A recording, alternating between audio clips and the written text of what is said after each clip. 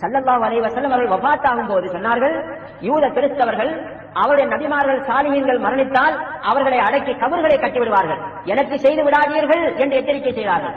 அதே வேலையை இன்றைக்கு என்ன செய்திருக்கிறார் சவுதி அரேபியாவிலே? மஸ்ஜித் நபவிக்குள் ஸல்லல்லாஹு அலைஹி வஸல்லம் அவர்களையும் அவுலியாக்களாகிய அபூபக்கர் உமர் கத்தாப் அவர்களையும் வைத்து பள்ளியை கட்டி வைத்திருக்கின்றார்கள். அல்லாஹ்வுடைய சாபத்துக்குரியவர்களா இல்லையா? இதை உலமாக்கள் ஏன் மறைக்கின்றார்கள்?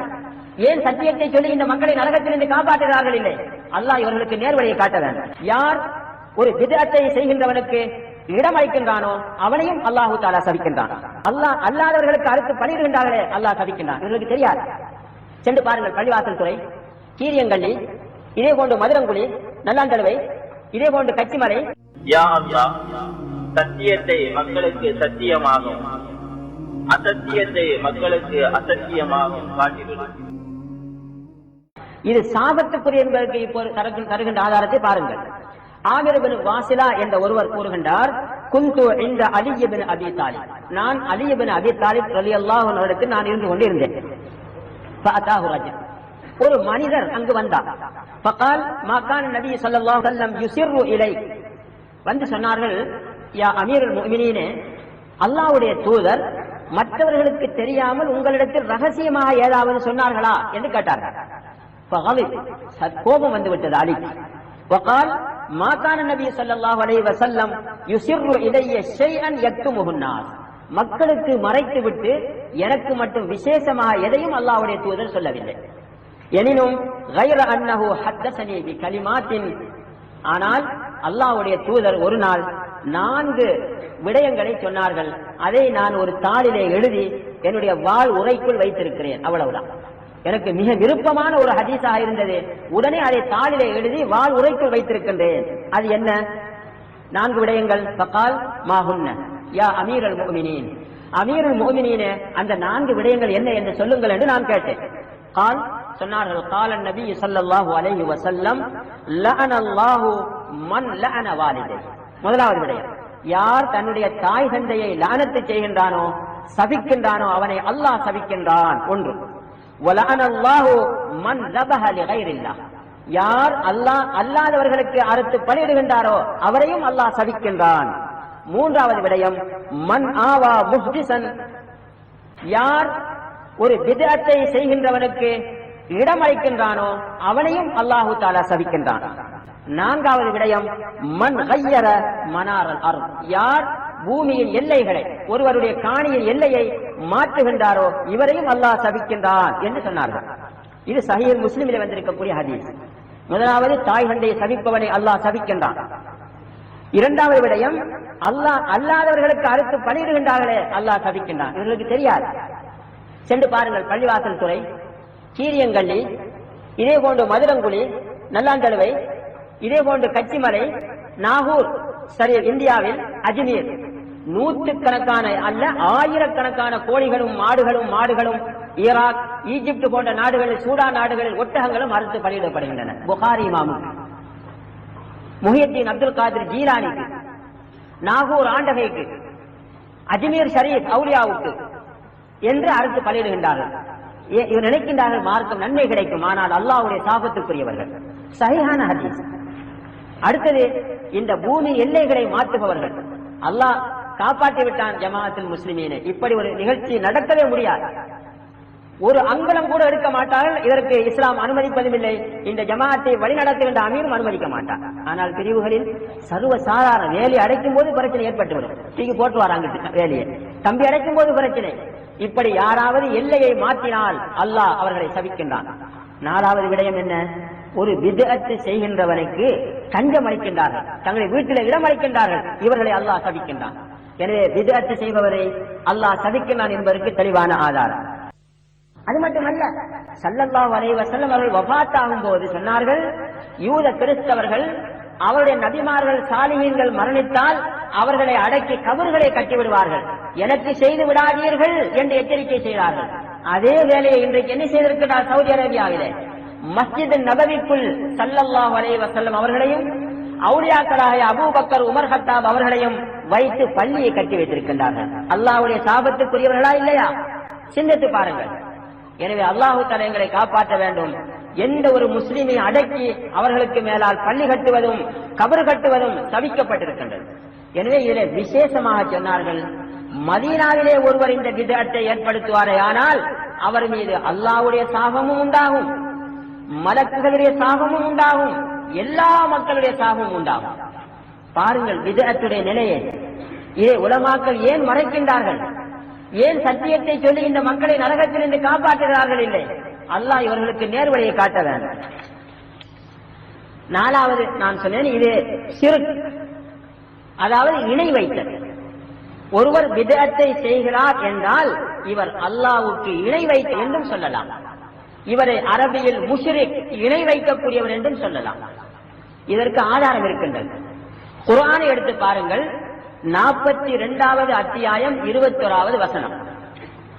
அல்லாஹு தஆலா என்ன கேட்கிறான் பாருங்கள், அம் லஹும் ஷுரகாஉன் ஷரஊ லஹும் மினத்-தீன் மா லம் யஅலன் பிஹில்லாஹ்.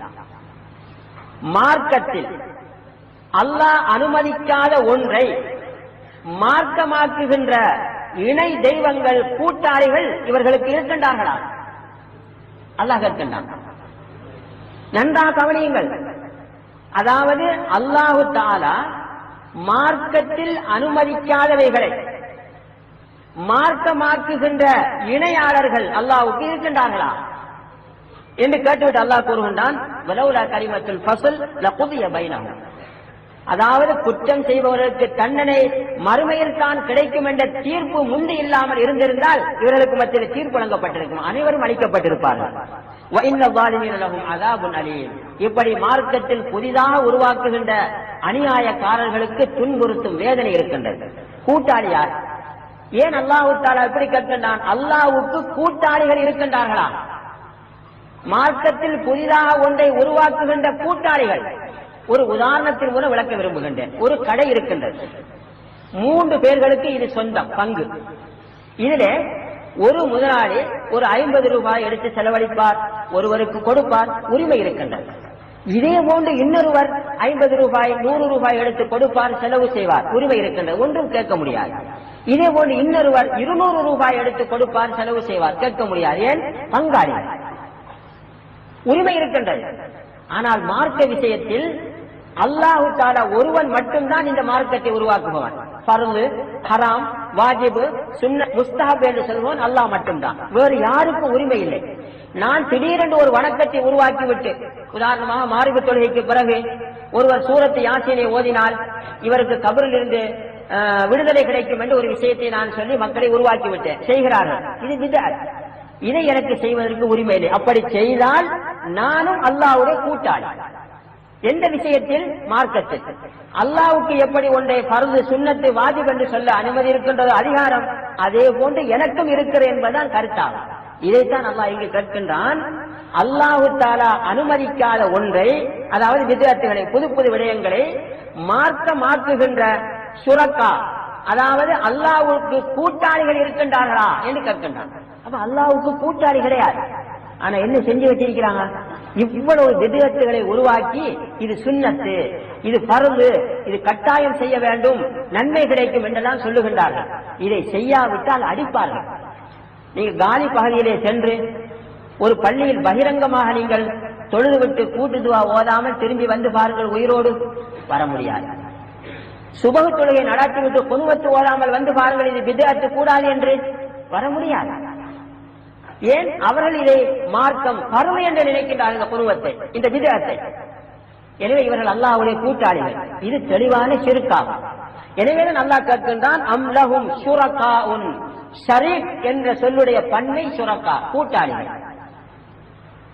இது தெளிவான ஷிர்க்.